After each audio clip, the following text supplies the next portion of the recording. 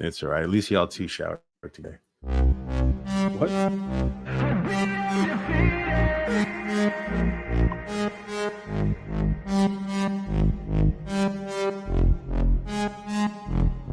My hand's stable, I feel able to turn the tables, I could do this. Just keep moving, keep your hands up, stupid. I feel lucid, a new viewing. I can see the end, I can see my future, I can view it.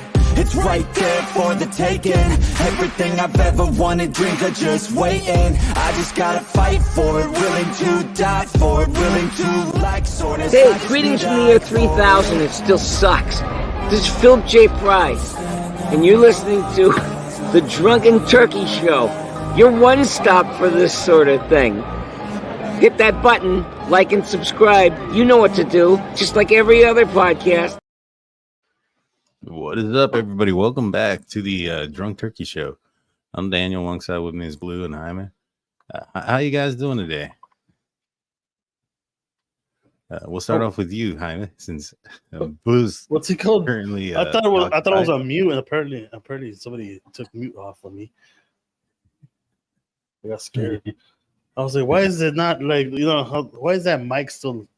It's not shaded in. Apparently, I'm live right now. I'm doing good. We got a haircut. Doing well. That's good, man. That's good. Looking good. Did you trim the beard too? I did. It was getting wild, man. Like every time I eat something, I'd be like, all the fucking big pelos, all the hairs in my mouth. You can't even eat wings because there's like ranch on your beard half the time. I hate that part. Yeah, my kids tell me I have something on my beard all the time. It's all that white hair though. I'm like, it's not ranch, bro. It's not mayonnaise or anything. It's just I'm just getting old. Yeah. Right. Yeah. So we got some breaking news earlier today.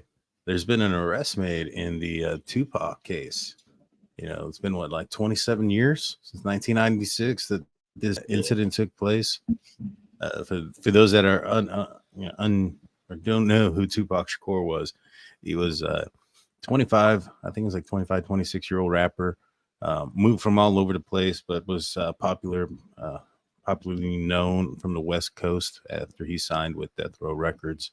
And there's been there was a lot of conspiracy as to him signing on with Death Row. He was, basically incarcerated, awaiting appeal for an assault that I'm not sure.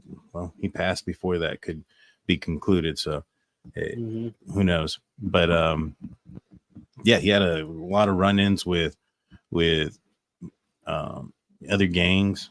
He had gotten shot a couple of times, not just the time in Vegas, the time up in New York. And so his life got taken away back in September 13th, 1996, and there's been a lot of speculation as to about the case, whether he's still alive, to Suge Knight committed the crime, to Orlando Anderson and the entourage that got beat up in Vegas. So the details around the incident itself was that there was a Mike Tyson fight on September 7th, 1996. And after that fight, Tupac, Suge Knight, and a lot of Death Row entourage who were affiliated with the Mob Piru gang, Blood Gang, out of Compton. And when they were exiting the fight, they saw Orlando Anderson, who was a Southside Compton Crip, and apparently had gotten in a fight with one of the Mob Piru guys at a mall, referencing a Death Row medallion. Well, anyways, he was recognized by one of Tupac's entourage, and that person notified Tupac that was the guy that had attempted to steal the Death Row medallion. And Tupac goes up there and punches this guy, who is Orlando Baby Lane Anderson. And the entourage goes and they beat him up, right? They jump him. They all take off. Cops show up a little bit later, take somewhat of a report, and everybody goes their separate ways. A little bit later, there's a shooting on Flamingo there in Las Vegas, where Tupac was with Suge Knight in a black BMW, and a white Cadillac pulls up and just unloads, striking Tupac several times and including in the head. So, but his injury wasn't that severe, and I think Tupac got hit 5-6 times. Most severely were, I think, in the lungs. He got hit at least in one lung, and he ended up succumbing to his wounds 6 days later on September 13th. And nobody knew who had done it. You know, there was pictures. In fact, when I was looking for pictures about this case, I came across a picture of a guy that looks like Tupac in an orange shirt, supposedly taken the day after he was shot outside, and outside there in Vegas, and that was fueling the fire, so to speak. Yeah. But sad situation. You know, I think obviously he's passed, and you know, may he rest in peace. I don't really subscribe to those theories that he was ever alive. I think I did when I was little, you know, because I was like, what? How old were we when he passed? 1996. That's what, 11, 12, 10? Somewhere around there. We were 10 years old. I just want to throw it in there that he did not keep Will Smith's wife out his mouth. You know, it's one of the things.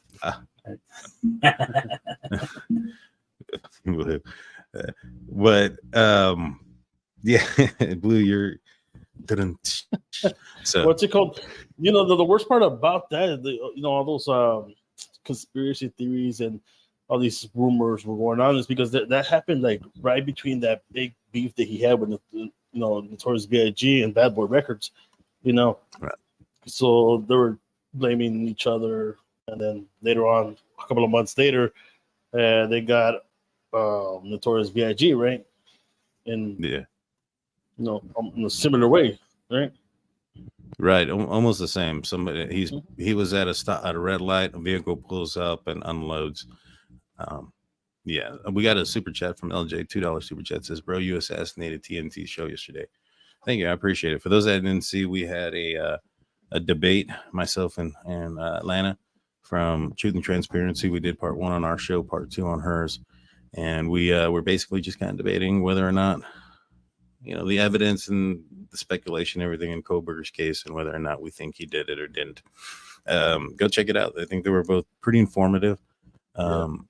She actually had so remember in the case, there was the, what's her name? Miss Vargas. I can't her first name, but she was the DNA person that was called up by Ann Taylor. Mm-hmm. And she had her like secretly pop up on the show yesterday.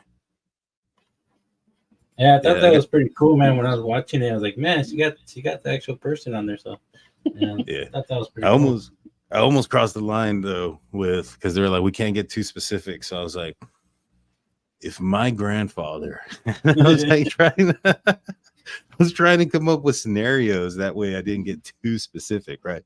So I was like, if there's a banana peel and I touch it, and like, you know what I mean? But at the end of the day, she kind of got to the answers that I thought, and was thinking about where there is no connection between the profiles that they create for the genetic tree and to do their entire genetic sequencing, and the STR profile that they would later match Brian Kohberger to. You know, that was the question basically I wanted to get out, and I was trying to do it in a certain way, and it was good. It was a good show. I do want to remind people, I do sometimes ask the same question in a lot of different ways, in a lot of different manners, and that's a tactic. So I know that they were kind of rolling their eyes at it a little bit, but then when I kind of got to the point where this is about fruit of the poisonous tree, and if there's no connection here, you know, and the only thing you can do is get it thrown, you still have it. So it was a good conversation. I hope to have her on. She had mentioned that she might be willing to join. Anywho, so back to the Tupac case. Big Blue, when Tupac passed away, what do you remember about that situation? Did you think he was alive? Did you think that who did you think committed the crime? There was a lot of theories that went about. What were your I thoughts? mean, when it first happened, I was a fan of both Biggie and him. I liked the music. So I honestly thought it was just, Biggie's crew trying to get after him for the incident that happened in New York. Oh, so you I thought was- that you thought they were trying to get back at him again? Yeah. That's So, pretty harsh. because with if it's when it comes to like gangs, they don't let Mhm. things go sometimes, man. They Right. it's until somebody's on 6 feet in the ground. Right. Right. What about you, Jaime? What were your thoughts? Were you a fan of Tupac back in the late '90s, early Yeah, '90s, man. mid '90s? Yeah.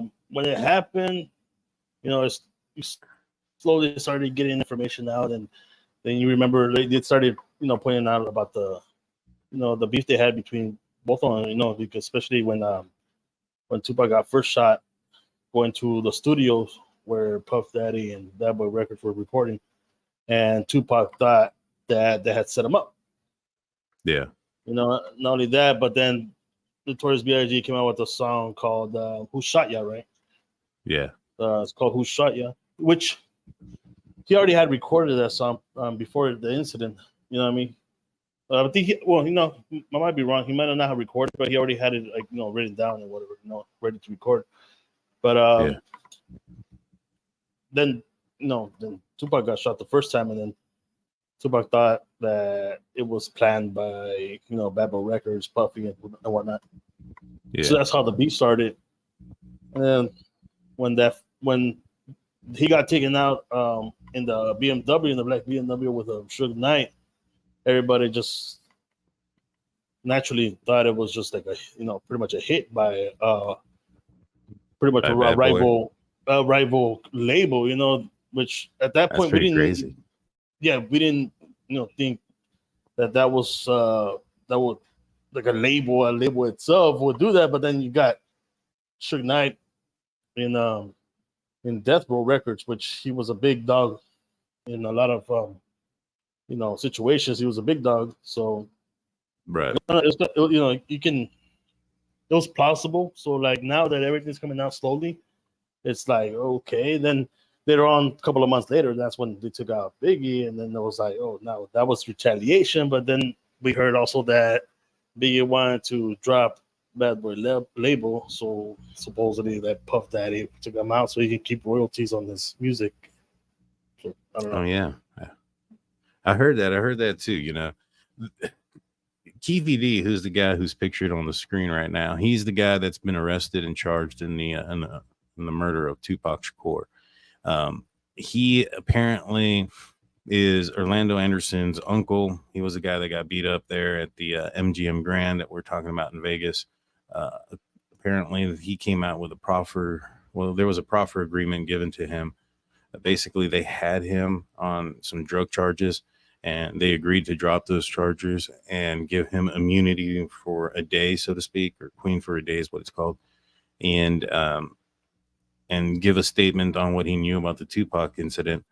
And he ended up telling everybody that he was involved in it, and that ended up being his nephew that committed the crime, and that he had handed over the gun to him. And so they couldn't use that against him, but this guy ends up going out there and talking about it.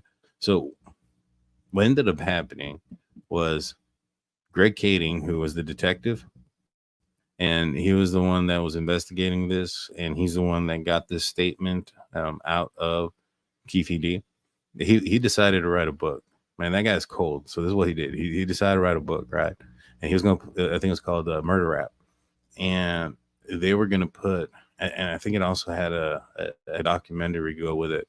And they were going to put a transcript and clips of the conversation that he had with him during the proffer agreement meeting, where Keefe tells everybody that, his nephew shot and killed Tupac Shakur. And what Greg Kading does is he ends up calling Keefe and telling him, hey, I'm writing this book. I'm doing this documentary. It's going to come out. So just to let you know, because he's gangster or whatever, and if he gets caught like ratting out somebody, it's not a good look, right? He ends up getting dealt with. That's like street code, right? So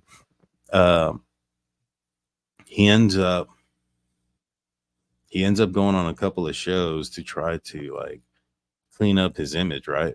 So he was telling people certain aspects of the crime, but he wouldn't tell anybody like who pulled the trigger, right?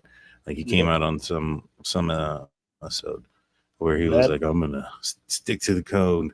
Yeah, there was Vlad. There's a few of them. That one was pretty damning. Yeah, 100%. And that one, I was like, man, always selling that shit. Yeah, well, he was trying to like clean up his image, right? So to seem less likely like a narc, right? And that's what ended up being used against him and got him arrested. But to go back to 96, I didn't really know who Tupac was when he got shot. I knew about him. I found out about him afterwards. I never really kept up with like modern music and shit like that. Like my dad made me used to listen to like AC/DC and Aerosmith and back from the 80s. And so I never really got an opportunity to listen to like hip hop and things like that until probably around the time actually when Biggie passed away. That was about the time I started getting into hip hop. And I had no idea who Tupac was, but I fell in love with the music, to listen to all of his songs. But it was kind of like, I'll tell you guys a funny story, but it's kind of like a, with the 70s announcer. All right, we'll do that sometimes. We'll do that. But it was kind of like like when Selena passed away. I had no idea who she was, right? Yeah. And I went to school, right? And apparently, I see people crying. Yeah, I see some people crying, right? I have no idea what's going on. And, it's towards the end of the day at school. And I get on the bus. And I had noticed that one of our classmates named Selena wasn't at school that day, probably because she was I think she was a huge fan of Selena's, the one that passed. And she was distraught, so she didn't go to school, or she got picked up from school. But I was on the bus going home. People were crying and stuff, and I'm like, "What's going on? What's going on?" They're like, "Hey, Selena died," and I was like, "What?" Thinking that they're talking about our 4th grade classmate, right? And I was like, "How?" And they're like, "They shot her," and I was like, "What the?" Who shoots a 4th grader? Like, but I didn't say that out loud. I was just astonished by this. And, I went home and I told my mom, I say, "Hey, this girl named Selena died." And she's like, "Yeah." Like, "How do you know about her?" And I was like, "I don't know. She went to school with me." And she's like, "What the hell are you talking about?" She's a singer. And I was going to say something when you said, "Who shoots a 4th grader?" But, that's not going to be funny for me. That's some dark humor, but well, I'll tell you all in private. But yeah, man, like I never kept up with the times. But when Tupac passed away, there was the conspiracy that he was still alive. One thing that made me think that there was a possibility that he was alive was the fact that there was a song that came out on his greatest hits album called "God Bless the Dead." And in the intro of that song, he says, "Rest in peace to Biggie Smalls," who passed away in 97 when Tupac passed away in 96, and this song came out on the greatest hits, which I think was in 1998. So I was like, what? He's got to be alive. Like, how would he not know? Right. But, that was like pre-teen adolescent me. Right. And now that I'm older and understand things, I'm pretty sure it was like spliced or something. But did y'all ever, concede to the possibility that he was alive? We'll start off with you, Jaime. I mean, hell yeah, man. Like, wouldn't it be awesome if they're like everybody that supposedly passed has just like faked their own death because they didn't want the publicity out of it? That'd be pretty cool, man. You end up going to like like Corpus, you end up running into Selena's there. That'd be crazy. I mean, technically you can because there's Setcher there. But like, imagine like that'd be cool. But like, yeah, there's like, especially like even his like Machiavelli, like if you rearrange the words, this is I'm alive or something like that, right? Yeah. Yeah. So And like, there's even, a bunch of little things that like Easter eggs, I guess you could say. yeah, the person that he was named after, Machiavelli, the real guy, I think he had faked his death to, elude law enforcement or something too. So what are the chances? You know what I'm saying? And then he had I'm Not Mad at You was one of his last songs or videos that was recorded. And in that video, he gets shot and goes to heaven. Like there was just so many like, that's some weird coincidence. Big Blue, were you always on the thoughts that, nah, he's passed, there's no chance that there's no conspiracy? Or did you ever think that there was that possibility?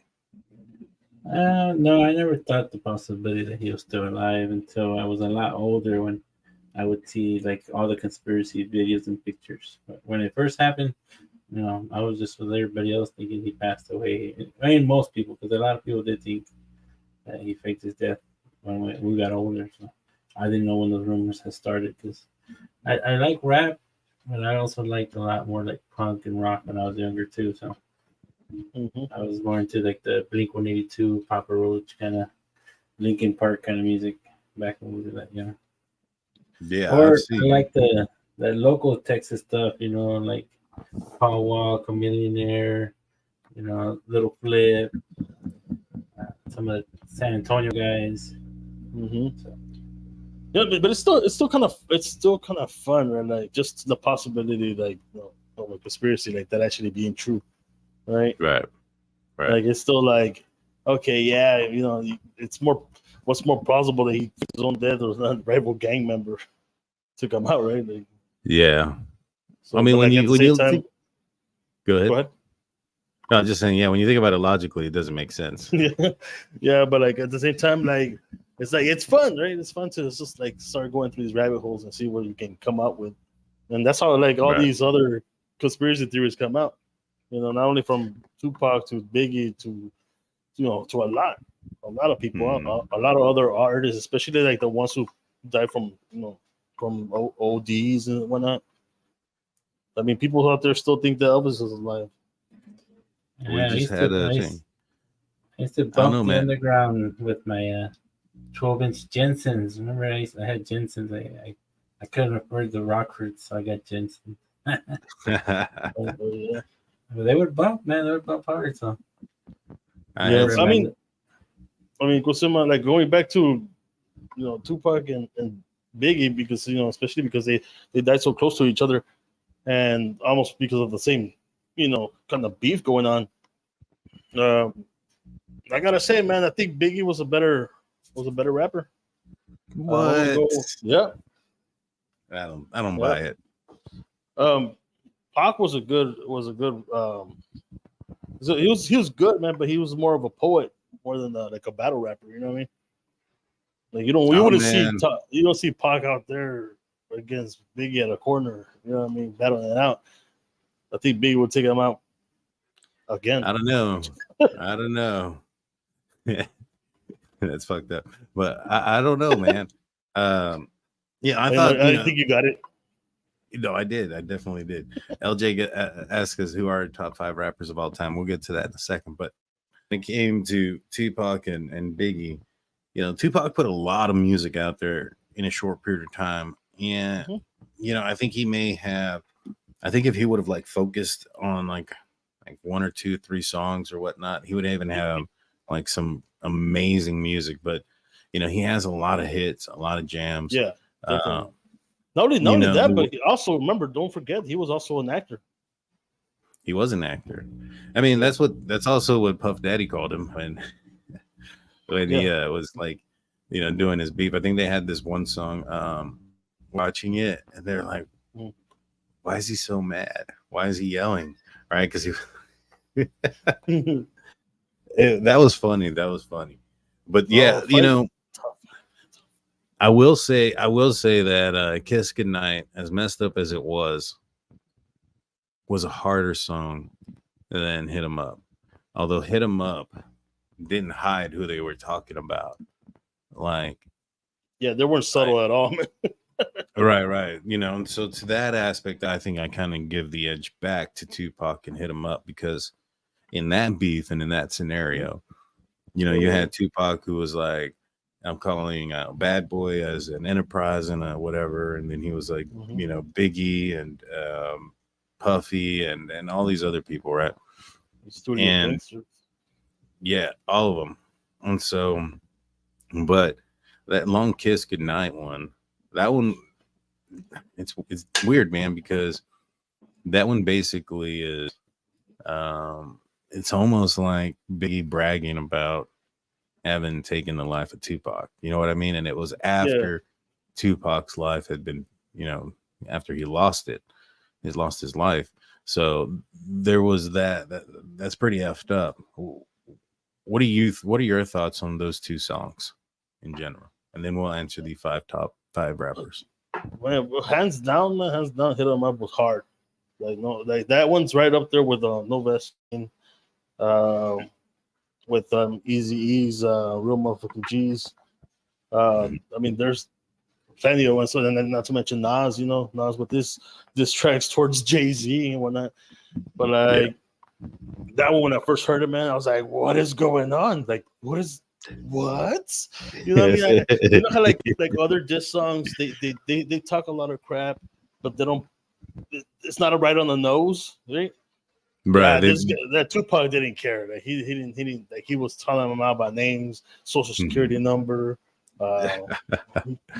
marital status. Real name. He put the real name out there. Yeah, he was putting up his real name. I mean, they were talking about his wife and whatnot. Like, he went hard. So like that was, when I heard it, I was like, damn, that's just hard. But still, like, even when it comes to like when it comes down to like beefing, like nowadays it's like people, like artists, beef with each other, and it's like really never gets to a point where like they're actually trying to take each other out. I mean, that back then was a whole different thing. Back then it was like, you talk crap about me, you might not wake up, you know. And now it's like, oh, they just do it for publicity, just to get their album sales going up. And back then it was not like that. Back then that was real shit, man. Yeah. No, you're right. All right, so let's start off with you, Big Blue. I know you have a plethora of rappers that you listen to. Yeah, I do. Rappers, don't. He's gonna say like Blink-182 or something. No, rappers. I was gonna say like a Snickers rapper, Milky Way. That's my favorite. He's like, I like That's the my Snickers favorite. rapper because those always have the caramel inside after you open them. Those are my favorite rappers. Rappers of all time. I like Biggie. I like a little bit more West Coast. I like Dre. I like Ice Cube. And I like, let's go a little bit more east with, I like Nas. And then I like some Texas rappers like Chameleon Air, Paul Wall. But the There's only Texas five. guys are your There's only five, but like the Texas guy in your five toppers. Yeah. I would say you gave us 7 already. No, that was all 5. And like the last one that would hit like because people say he's not rap no more. He's more like Darius Ruckus. Little Wayne. Lil Wayne. Didn't he just drop a single recently? Yeah, but he's more like he does like more like soft rap, I guess. I never really liked Lil Wayne, man. Really? Yeah, I know that a lot of people. A lot of people like.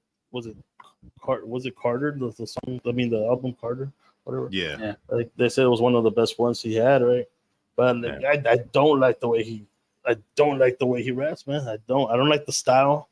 It's like E40, man. I hate E40. Like the way he raps, E40 is horrible.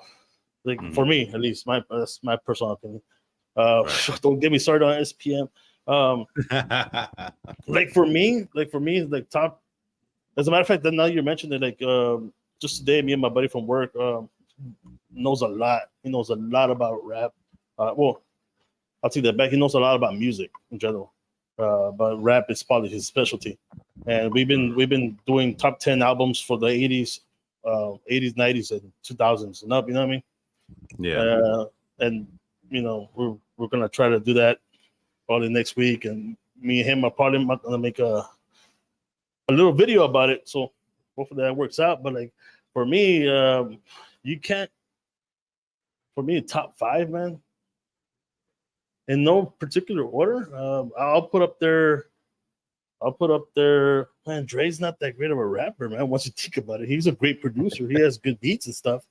Yeah. But it's like almost like Eazy-E too, man. Like he didn't even want to rap, let alone. Right. But like, you know, his beats were hard. I'll probably put the DOC up there before his accent, obviously. I'll put probably KRS-One. I got a bunch. I got too many on my mind that I can't say. I'll for sure put Eminem in there, man. For sure. Mm-hmm. For sure. So it's like 3. Yeah. Damn. I'm gonna have to come back, man. There's so many that I can't even think of. Like I can't process all these names. Go ahead. Probably Eric B and Rakim. So that's 2. Like, but that doesn't count. That's counts at 1. Yeah. That's a duo. Okay. So, well, I mean, they're real good. Slick Rick. I'll take Slick Rick in there too. There's too many, man. There's too many. There's way too many. So, that's why I was like, I went from 15 to 10. It was like it's too much still. You know, it's not enough. Not enough. It's not enough. So for me, it's different timelines, right? Because, like, for instance, I'm not really a fan like any of Eminem's new stuff, but like his older stuff, Marshall Mathers LP and stuff. Yeah, like that type of stuff. You know, up until maybe 3 or 4 albums in, and then even he had a new one called like the one that he did with that rapper that passed, Juice WRLD, I think Monsters or something like that, or Godzilla or something. I don't remember what it's called. And I thought that song was I kind of like that one. I like his ability to he's a lyricist, and there's not very many of those today, right? You get a lot of like mumble rappers, you don't know what they're saying, right? The next person, I'm gonna go ahead and go with George Strait. I'm just kidding.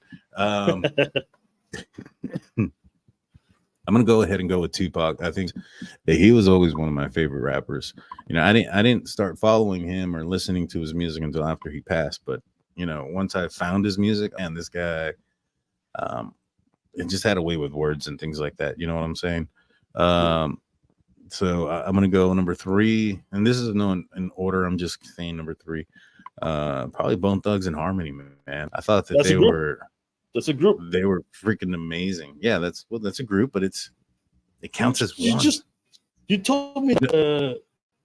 I said you couldn't use them. Didn't count. You couldn't use them. No, I said you couldn't use them as 2. You could use them as 1. Oh, okay. I misheard you. I'm sorry about that. Yeah, that's okay. It's okay. Yeah, I was like, you can't say you have like I couldn't say Bone Thugs and Harmony. There's 5 of them. That's my top 5. You know what I mean? So, no, the Bone Thugs is. As a matter of fact, like they're one of my first albums I ever bought. No, the first album that I ever bought was E1999 Eternal. Bought that album like 3 times, man. I would lend it out, then people would like not give it back. There I go again to go buy it. Beautiful album, man. Crazy good album. Crazy good. No song in that album is skippable. Even the skits were good. You know what I mean? Yeah. Hopefully, I want to go December 9th, man. We'll see.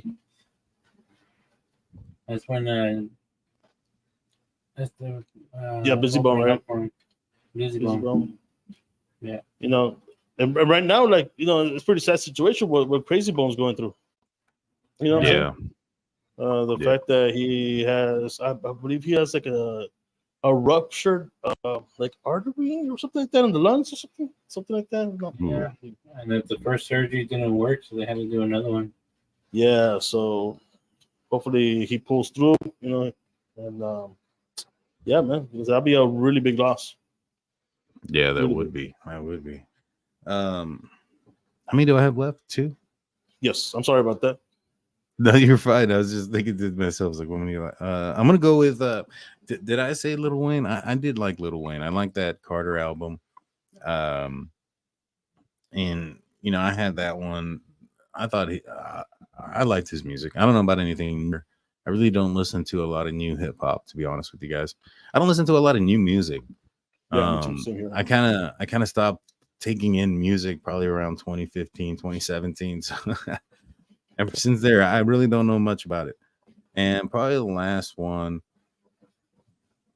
So I got probably Jay-Z. I think Jay-Z as a lyricist is really good. I mean, he wrote Still in DRE, Dr. Dre's album. He was a ghostwriter for that album.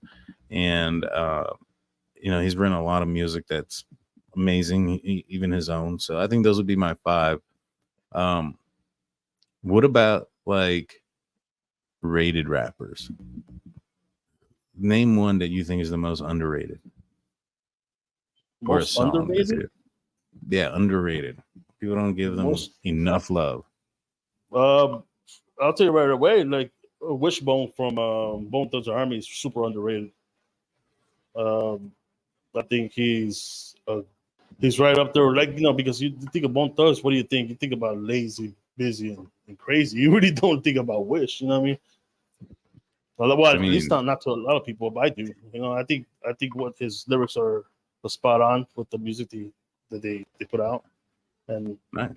For me, I think he's really underrated right now. Like a new rapper, or are you talking about like just in general? Just in general. Well, I told my buddy like a couple of albums that I thought were real good. And one of my favorite albums that ever came out was DMX's what's it called? It's Dark and Hell is Hot. Oh, okay. I think that was a crazy good album. DMX is pretty famous though, so I don't know, but I think that album was crazy good, so it was kind of underrated. You know what I mean? Yeah. ODB, too short. Too short. Yeah. The album Life is good. I like that one. Yeah. What about you, Blue? Who do you think is a little bit underrated, that doesn't get as much publicity as they should? Maybe they should be in top 10 or in consideration or so. Of course, you gotta go with Chingo Bling. He's the number 1 freestylero. Right? Good old Chingo Bling. Is he number 6 on your top 5 on your top Raptors on your top rappers? I'm gonna put Taylor Swift, Travis Kelce. No, I think Big Pun. I like Big Pun. I liked his music when I was younger. Yeah, that's a good one. So for me, I'm gonna go with Redman and Method Man. Man, whoa, that's a lot of mans. They only work good together. Yeah, no. How High Part 2 is one of my favorite songs. When you listen to the lyrics and dissect what they're saying, it's hilarious. It's it rhymes. It's a beautiful song in a funny way. You know what I mean? And I don't know. I like their music. Not like too keen on all of their music, but I that particular song, How High Part 2, is one of my favorite ones. What's it called? Yeah, they only work good together. They can't when they do the solo thing, it doesn't really do it for me at all. Yeah. I mean that was the same thing with Kiss. Yeah, the band. I thought you were gonna say nothing about that. No. Kiss the band. They split up and did their own solo album, and they didn't do well. And then they came back, and they did all right, but they didn't have the face paint. And then they were like Thug Life and put the face paint on and got dressed up, and boom, their stock rose pretty high. But yeah, back to Tupac and Biggie and stuff. Just to kind of go full circle. It's crazy that they're arresting this guy now. If they had this information since 2018, why do you think they didn't arrest him until now? I think because like you had said, he had the plea deal, so they couldn't use it against him. So, well, just for that day, once he came out on Vlad in 2018 and told everybody, the whole world, that he was in the car and handed the gun to somebody in the back, it kind of implicates him, don't you think? Yeah, but I think that only makes him the conspirator? Mm-hmm. I think because the actual shooter he's saying it's his nephew, which is, I believe, the last time we did the story is he already passed away. So you put the blame on somebody that passed away, right? Well, all of them have passed away except for him. Yeah. So, all of them have passed away except for him, and they're supposedly like, who was it? Like Reggie Wright Jr. He has a podcast called Bomb First, and he was affiliated with Death Row Records. In fact, he was there, he was in charge of Death Row when Suge Knight went to prison. And he had stated that he didn't think that, that there was, he stated that there's a possibility that Keefe D's lying about who the actual trigger man was. I think he's kind of alluding that it could have been Keefe D. I don't know. Yeah. It's a possibility. It's a big possibility there. The dead men can't lie. They can't tell the truth either. So. Do you think that, given the fact that he dimed out his nephew, even though his nephew is passed, and he's going to prison, that he'll be safe there? No. It'll be a Vegas prison. Yeah, there's too many people that still love Pac and Biggie, and I think they can still blame a lot of their passing on what happened on that night. And if it was part of it, I mean, it could happen, but look at the Selena Quintanilla's murder. She was convicted in Corpus, and she hasn't been touched the 20 years she's been there. She's going to get out pretty soon in parole, so that's what I think something might happen to her because people are still upset about that. Who knows? Don't say it like that, Blue, because then if something does, you're going to be under investigation. I plead the fifth. I never said this. Between me and you, Blue, you don't want to say that again. Everybody's listening in. Yeah, what I miss.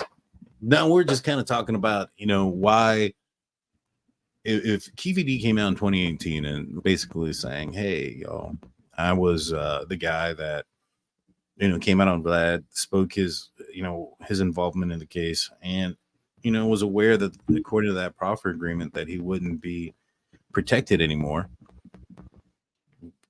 Why do you think it took so? I mean, that was like freaking 5 years ago. By now. I don't know. I have no idea. I mean, maybe the fact that money-wise, maybe. Do you think that? What? I mean, did it help all the stuff that you said in different interviews neither? So. Right. But what I'm saying is, he said all these things in interviews. And those interviews were like 5 years ago. Why did it take 5 years for them to decide to arrest him? Maybe find more evidence. I don't know. I know they had search warrants for a couple of a home, right? That he used to live at. Yeah, it was his wife's home. I think it's because there's been some publicity on it.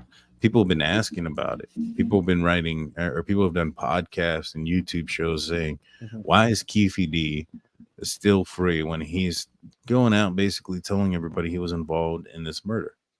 And they finally acted upon it, which is why I wasn't too impressed with the press conference.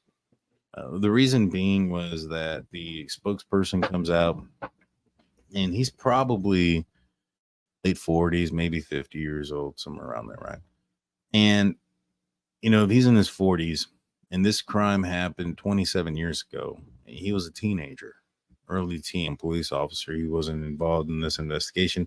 And I just thought it was just, I didn't appreciate the acting, because he goes 27 years, and then he like pauses, like he's been working his ass off for 27 years, and then like looks at everybody like he's about to cry, and he's like 27 years, and we finally got justice. And I'm like, dude, you trying to win an award here? Like, what the fuck? Like, yeah, I remember seeing that. It was kind of cringy, right? Yeah, it definitely was. It was definitely cringy. Because there's like other cases where like nobody famous, but like there's a cop or a detective that makes this pretty much makes it his life mission to like find this suspect, right? And they go years on years, retire, and they still work on these cases. And sometimes they do find out who was involved or who was the main suspect, and they put them behind bars. And that's when you like, okay, now you can feel like you kind of like did something, right? Because like so many years down the road, and you finally got the person you were looking for and solved the case and give some sort of closure to the family. Yeah. And then, you have this guy who's, I don't know how long his involvement has been in the case, but I'm pretty sure it hasn't been 27 years. And it's just, I don't know. I thought it was cringy. I thought it was, I come out and just be honest about it. Just talk about it, right? Okay.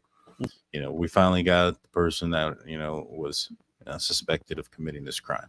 Now, when you say that they finally figure out, is 9 times out of 10, when there's a crime that's being committed or that has been committed that's violent or what, police know who it is. They got to just figure out how to prove it beyond reasonable doubt, or build a case beyond reasonable doubt so that this person could get charged, right? Like an officer could, have a complete case worked up and send it to the district attorney. And in their case, they have, I think Keefe D, Orlando Anderson, and all these people that done it. This is the evidence as to why. And the district attorney can look at it and say, yeah, that's not enough for me. And it just gets on the shelf. You know what I'm saying? Yeah, I think Las Vegas was the only ones that didn't know what happened. That's possible. Well, there was a lot of witnesses that witnessed the incident happen, but they just, they were kind of like scared to come forward. You know what I mean? Because they didn't know if they come forward, what happened to them. You know what I mean? Yeah. Well, that, and I think that there was a lot of we do rap. Yeah. Big Blue has his entire rap song that he's been working on. Do you remember your lines? Do you want to go through that, Big Blue? I don't remember those lines, and I think we want to change like half of them because we probably get demonetized like in a second by half the lines. That's why you're last, bro, because it'd be like past the time that YouTube's looking. I think we spent like 2 hours that time, and we didn't get past 10 seconds of the song. No, we trashed the whole thing. What are you talking about? We trashed the whole thing. Yeah. For those that don't know, we did like I challenged the guys, and I don't remember why, but we're like, hey man, I think it'd be funny if we do like a little freestyle. And the other reason why was we have a friend of ours that is a rapper that we've had on the show. His name's D-Rock. And we're like, hey man, let's try it ourselves. And that worked out for about 2 minutes. And I was like, yeah, this ain't really for us. I'll stick to writing country music and things like that. Yeah, I criticize it, but I won't do it. Nah, it's okay, man. Why don't you tell everybody about what you were gonna say in the rap song about your best friend? I don't. Oh my was it Bigfoot? Right? You talking about Bigfoot? I don't even remember, man. Like you wrote that, and I couldn't understand it. I was like, "What's going on here? Like, who wrote this? Is this Dude. AI generated?" Some of it might have been. But if you guys, want to be a ghostwriter for Big Blue or Jaime or myself to rap in a song, send us the lyrics and what we can do.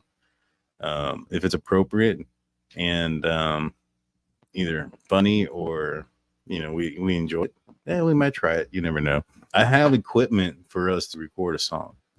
Like I have Pro Tools and the microphone in the studio, so that way, if you guys wanted to. I'm gonna sound like Peso Pluma. Dude, I have a filter on my pedal that'll change your voice so that you sound like Michael Jackson. We'll get you to sound like anybody you want. My right name is Peso Mucho. No, yours is gonna be Peso Pumba.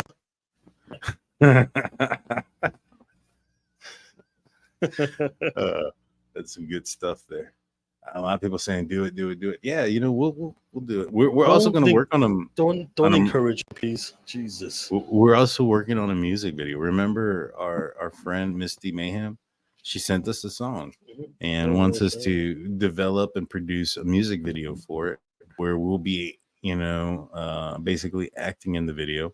There's no love scene, so nobody has to worry about anything like that. It's not a love song. And so we still got to do that. Yeah, I haven't heard the song, so I have to hear it to get some inspiration. It's about being broken down. So it should be fun. Yeah, like my car's in the parking lot broken down right now too, so I should be pretty good at that one. And check engine light, it's like a normal light now. Dude, just take the light bulb out. Yeah, that's what I did in my Honda. Or my dad one time in a truck that we had, he got tired of seeing it, so he just got electrical tape and put it on there. It's like, it's some ABS sensor thing. I got it cut out. Don't worry. In Mexico, they cut it out, but the light won't come off. So I just put a piece of electrical tape on. That's crazy, man. What about you? Have you ever done anything like that? You're by the book, safety all the way. What? You just cover up the check engine light. Because I honestly did that. I didn't do it. I took the light out on my Honda because it was bothering me. No, what's it called? I'm like that person that you install something and you have extra parts laying like left over and stuff. They're Oh, I guess they put 4 extra screws. I guess just in case you lose 4 extra screws. That's the kind of guy I am. Dude. Nah, but when it comes down to service engine stuff, man, nowadays it's it's everything on computer, with your ECU and whatnot. So it's it's not like back in the day when you open the hood of a truck and it's like a straight 6 and it's like, oh, I can get in here, I can sleep in the engine bay, take a nap in here because there's so much room, right? Now it's not like that. Now it's all electrical. So yeah. So the reason why I did that to my car was, one, it's an older Honda, Fast and the Furious style Honda, but no body kit or anything like that. It's my opinion, tastefully modified.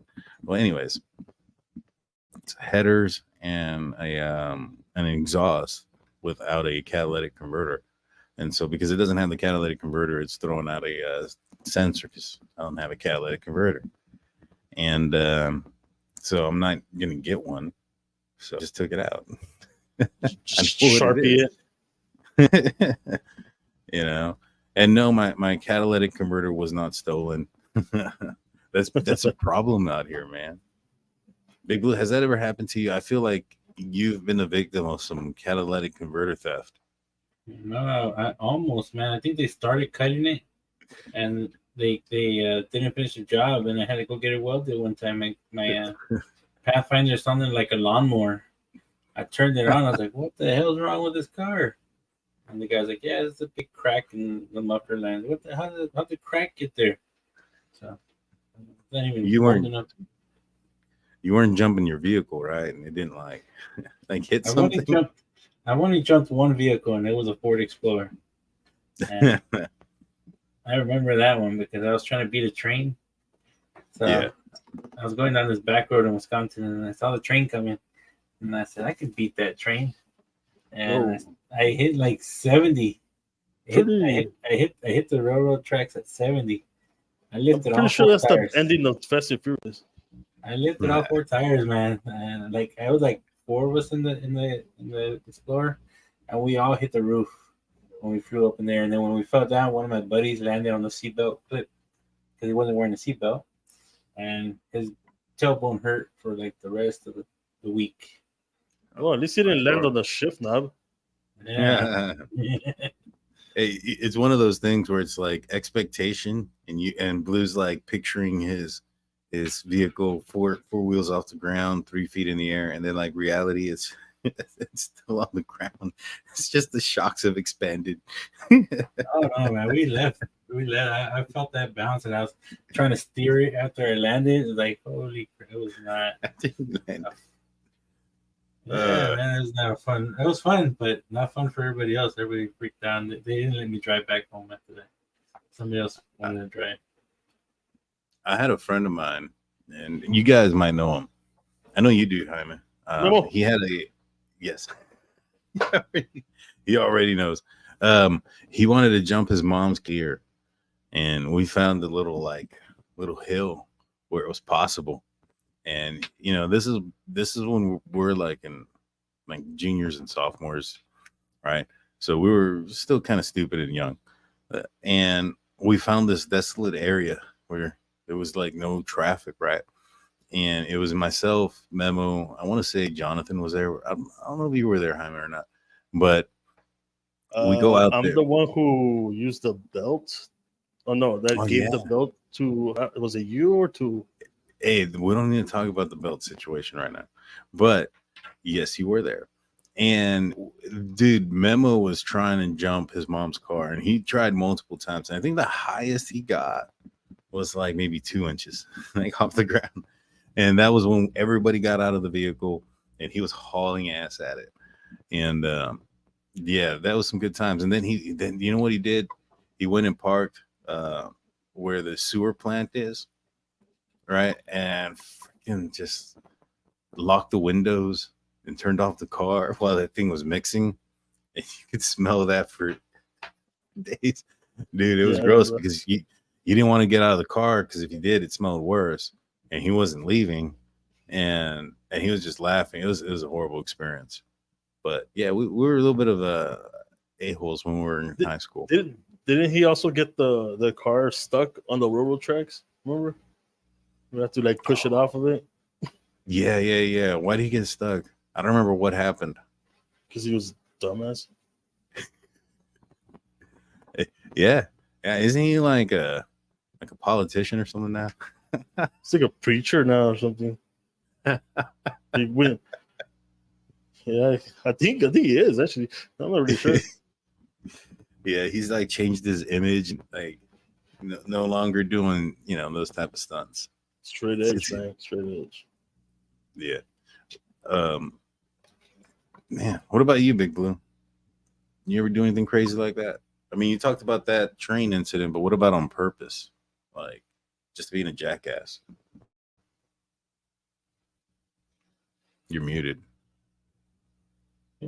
Yeah, I said, I remember when we used to go play soccer at the high school on the weekends. Jaime would go sometimes. And I went once, man. You almost broke my foot. Yeah, I remember I had an S10 back then. I remember we used to like doing donuts, and yeah, I was doing donuts in the S10, and I caught a divot, and my truck lifted on 2 wheels, and I almost flipped that bad boy. And after I landed, I said, you know what, I'm gonna go for one more donut. And there was a dad with his kids playing in the soccer field, and his car was parked there. I said, I'm gonna park it over here. Well, I lost it when I was doing the donut, and I probably stopped like a foot away from his back bumper, man. He was like so mad at me. But they didn't stop us from doing donuts there. You're crazy, Big Blue. You're out of control. And my dad was like, "How'd this flywheel break?" I don't know. I somehow broke the flywheel in the truck one time. Made in China. I remember when we were in school, right, and Fast and Furious came out, and we go to the mall, right, and everybody had like these front wheel drive cars, and everybody thought they were peeling out because they were holding the handbrake up and they were gassing it, and they're here like, they're like, yeah, I'm peeling out. And one time I wasn't driving, I was just like standing outside watching everybody try to peel out, and I realized that none of them were peeling out; they were just dragging their ass, and the rear tire wasn't moving, so it was screeching by itself, and there was no peel out motion at all from the front tires. Yeah, and they're like, you'll be driving down the highway, and then they'll be complaining about how like it shakes. I'm like, do you have a flat spot on your tire? No shit, it's gonna be vibration coming out of there. Oh man, that was hilarious, man. I broke my handbrake, by the way. Like, I don't know what happened. I think it was probably because I was trying to peel out too many times. But yeah, the handbrake on my car never worked. Yeah, it's good times, dude. I wrecked that thing so many freaking times. I don't know. I've seen it sometimes. I think the last time you have witnessed me crash. I crashed into Jonathan one time too. I had a weird streak, man. When I was like 16, I got like in some like 7 or 8 wrecks, man. It was weird. It was bad, and like half of them weren't my fault. So some might say too many. Too many. It was almost too many. It was almost.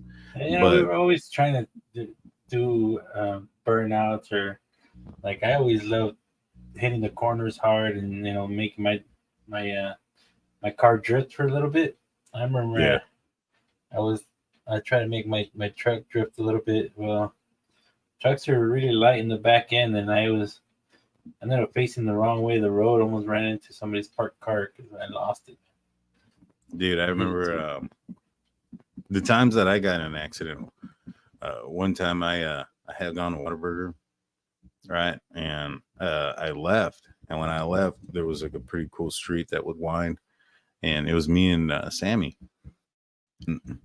We turn around, we hit this curve. I hit the handbrake. My car kind of slides back, the back end slides out.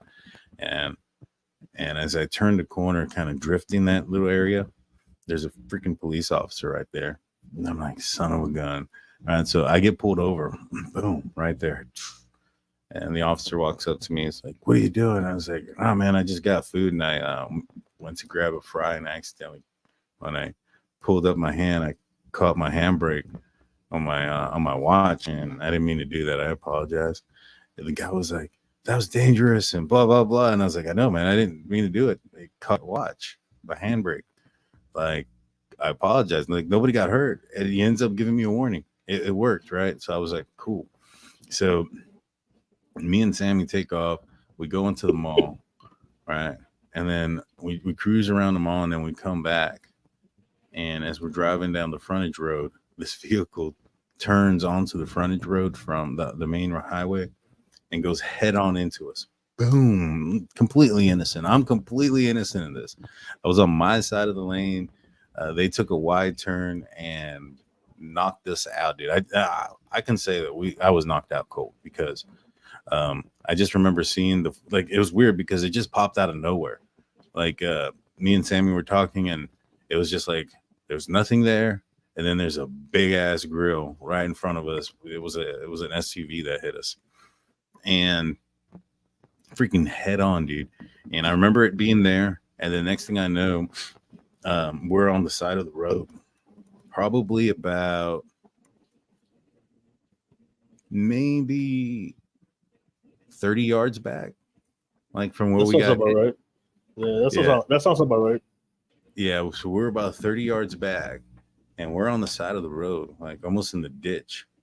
And I get out, and by that time, police are there, and Sammy gets out, and we're fine. Like, we have nothing wrong with us. Now, I had 2 6x9s that were chilling on the back of my vehicle that was above the seats. They were at our feet, right? So they fell out of the back and landed in the front seat, somehow not hitting us, to our knowledge at least. Right. Yeah. And so that's on the ground. I remember the police was already there, and they come running to us and they're like, y'all all right? Y'all all right? We're like, yeah, we're fine.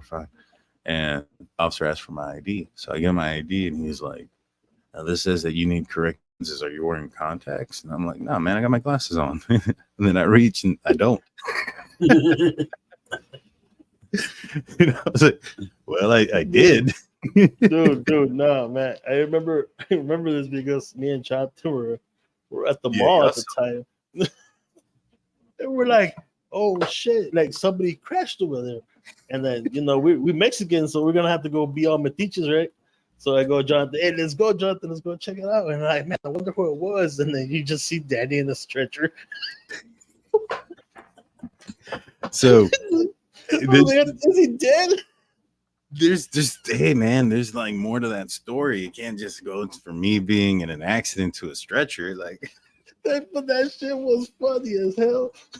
It was uncomfortable for me. So what happened was they're telling me, are you all right? You all right? Huh? You did the stretcher off the field. Thumbs up. Thumbs up. So and there's people clapping, man.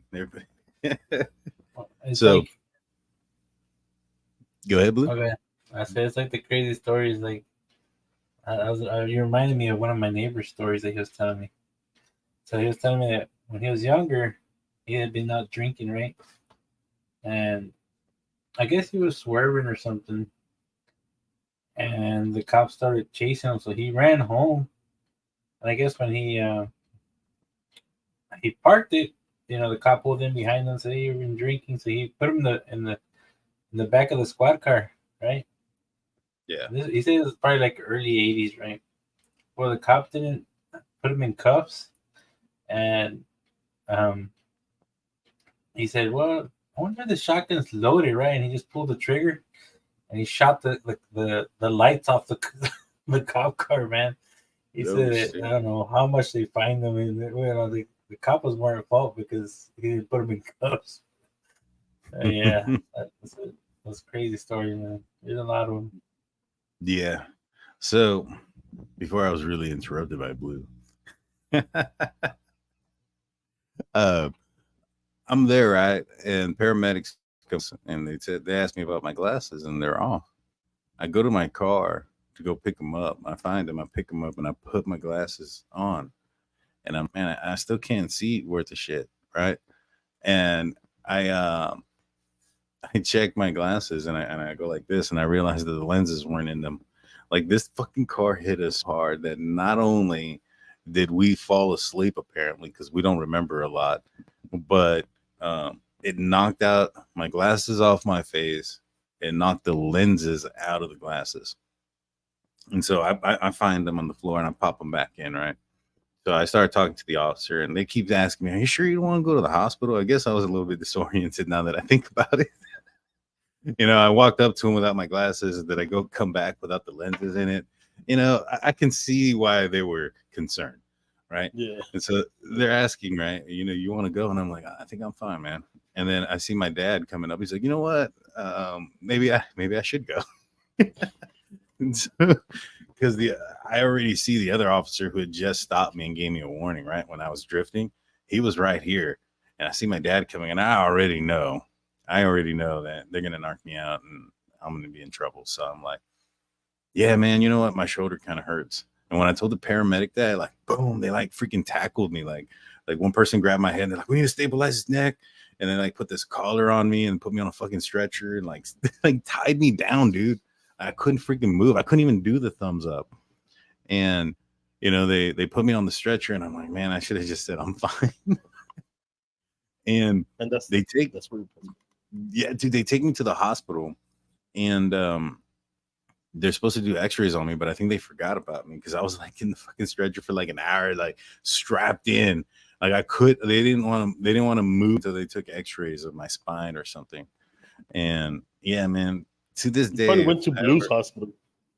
Probably, man. But to this day, if I get in a car accident, I don't I'll just go to the hospital on my own. I don't ever want to tell a paramedic that I'm feeling kind of bad that I want to go. I'll just go on my own. You know what I mean? But yeah, dude, that shit sucked, dude. And Sammy, he didn't say anything about his injury. I think his dad came and picked him up, and he was all right. And the cop did go up to my parents and told them that I was driving like an idiot before. And my dad's like, okay. And he's like, did you give him a ticket? And he's like, no. My dad was like, oh, thank God, because my dad would have had to pay for it. You know what I mean? Yeah. You know, Sammy didn't say anything because he probably had memory loss from that 6x9 hitting the back of the head. I don't think he could hear with the blood coming out of his ear.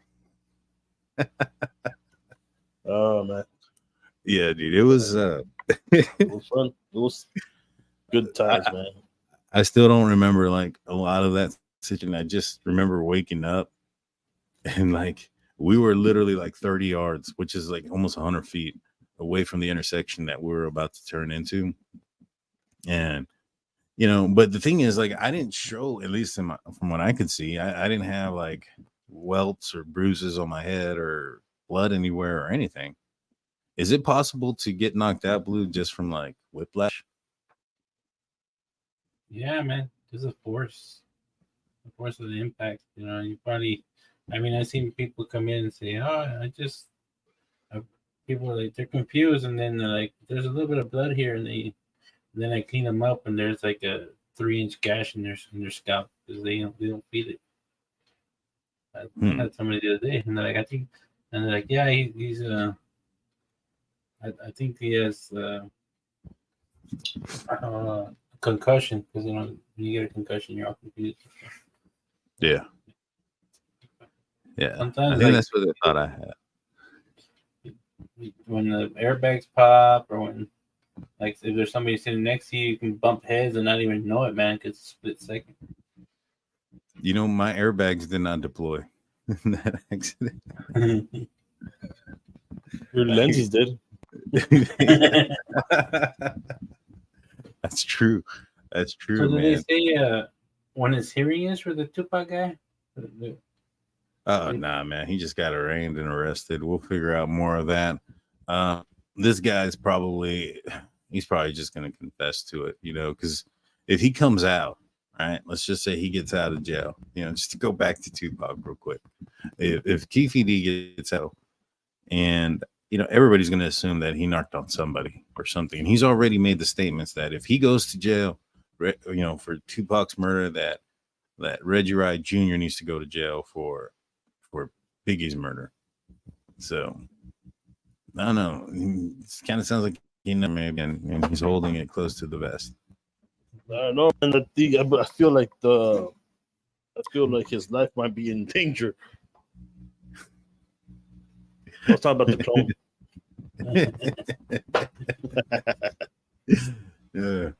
Yeah. No, I agree, man. I agree. Blood flow. Let me see. And that inspired Daniel to become a police officer. Yeah. You know, I'll be honest with you. When I was coming out of the military, I had gotten the option of becoming a police officer or a firefighter, right? You know, they were like, hey, all you got to do is apply and pass everything. And you pretty much got the job because of everything that attributes I had. Well, anyways, I was like, all right, well, you know, at first I was like, man, I don't want to be no fucking cop. And then the second thing I was like, I don't want to be a, firefighter could be cool. And then I looked at the requirements. And one of them was to go head first down a ladder, like climbing head first down a ladder, like 3 stories. I was like, screw that shit. I ain't doing that. I'd rather run to like gunfire than do that. And that's basically what made my choice was my fear of heights. And and I ended up doing that. And I wasn't too, you know, for me, it was more of a just to be a job. You know, a lot of people say, oh, it's a calling, it's this, it's that. And at first, it was more so just a job. But, you know, after I got into, you know, the academy and I started diving into like law and, you know, how things are investigated, that's when I became more infatuated with it, with the job aspect of it. But Mhm. I wasn't like one of those guys that was giving people tickets and shit like that, because I was the guy that was usually driving fast myself. You were So the one getting the tickets. yeah, but I did have, like, I don't know how many arrests on people burglarizing houses and automobiles at the moment. Like, that was my thing. Like, I was like, man, this guy's driving fast. Is it dangerous? Now, if somebody was driving like stupid, that's a different story.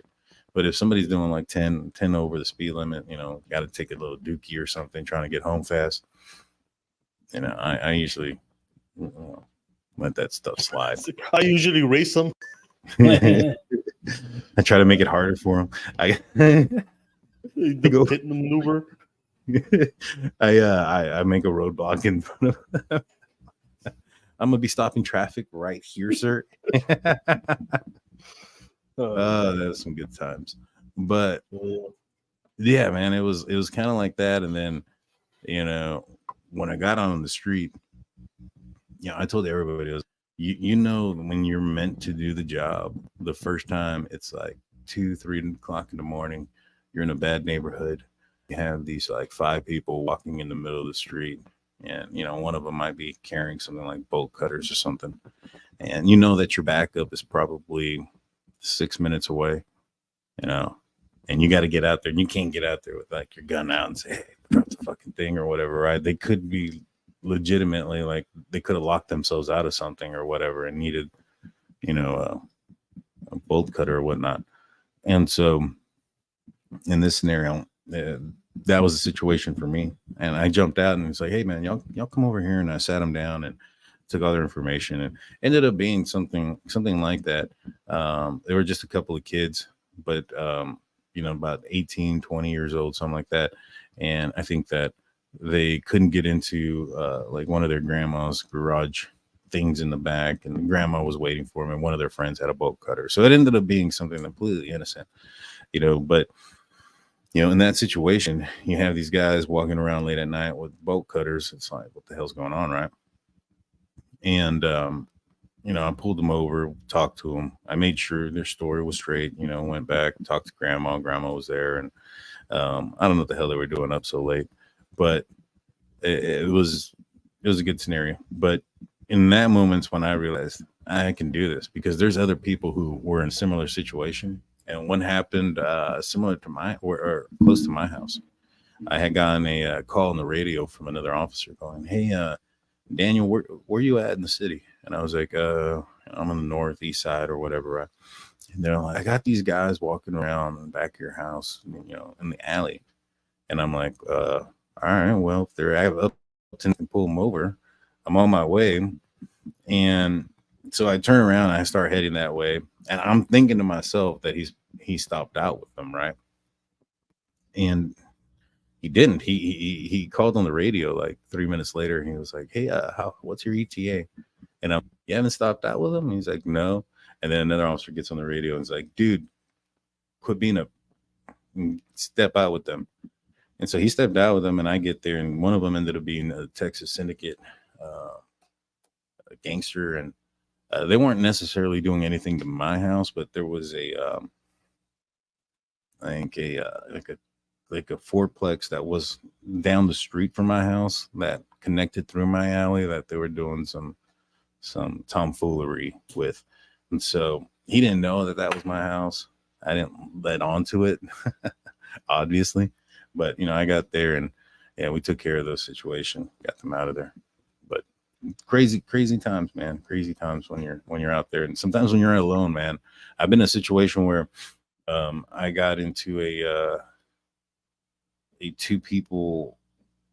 There's this one dude that I was driving around about 3:30 in the morning. I was patrolling the neighborhood, and I see this guy like pop his head out between these 2 parked cars, and I see him in my rear mirror. So I bust the UE, and when I turn around, the guy realizes that I see him, so he stands up and starts walking away. And so I think to myself, that's a little bit suspicious. I got probable cause to pull him over because the way he's acting, time of night, things of that nature. Boom, light him up. And I get out of the vehicle and I walk up to him. And the guy is lit, red eyes, whole 9 yards, right? And I'm like, hey, man, I need to identify who you are. And he tries to I see his hand like woke up into a fist, right?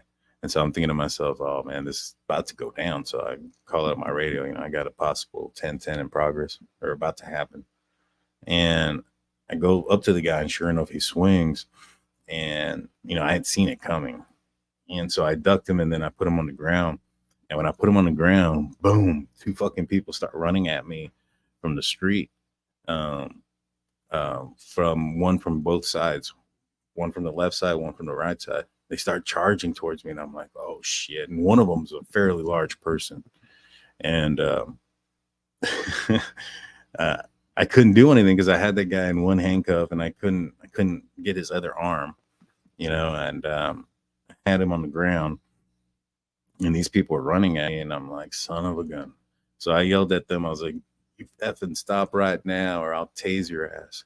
And I didn't even have a taser. And so they stopped, and I was pulling out my pepper spray, and they stopped, and I think one of them was like that dude's chick, and the other one was like that dude's like brother or something, and he kept coming at me too. But at that point, down the street, one of my other officers came across with the lights and siren going, and he saw it and he booked it. But that son of a gun would have came at me if that car didn't turn, if George didn't turn the corner with his lights on.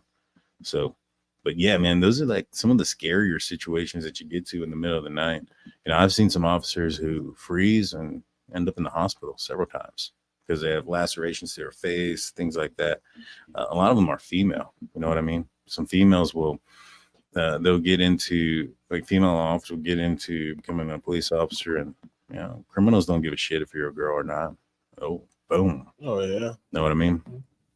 That's why female officers are a little bit like, you know, like meaner and tougher, right? Yeah, they have to. They have to stand their ground more. Yeah. I think we gotta get going. Yeah. Yeah. It's getting kind of late. So I want to thank everybody that joined us for this entire time. It wasn't all about Tupac. We got into a little bit of other stuff. Any final words, Blue? Nothing said. Hyman, what do you got to say? Wait, who's going first? Blue, you go first. I just want to thank everybody for being on here. I see we had a lot of subscribers on today, so thank you guys. Mm-hmm.